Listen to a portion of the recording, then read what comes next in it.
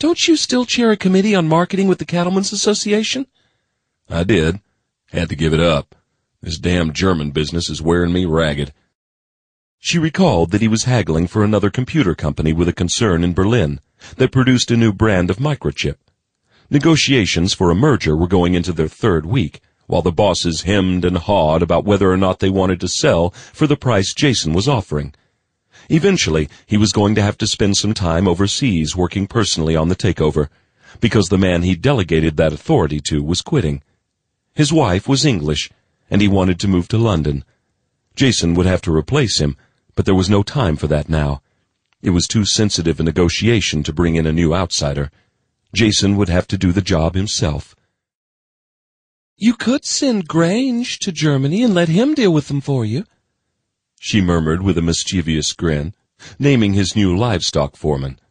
Grange had worked for the Ballinger feedlot, but Jason liked him and had hired him on at the ranch for a bigger salary. Grange had proved to be an asset.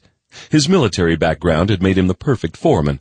The former Army major had no trouble throwing out orders. He made a face at her.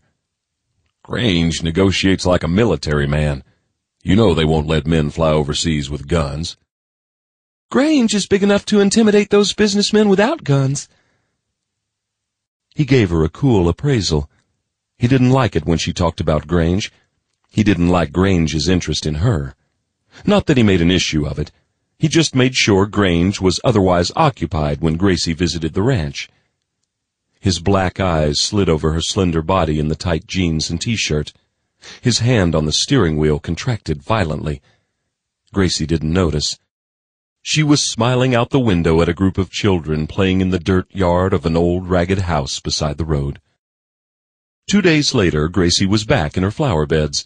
This time she'd pruned back some aggressive wandering vines that had exploded with growth after the passage of Hurricane Faye when it made landfall.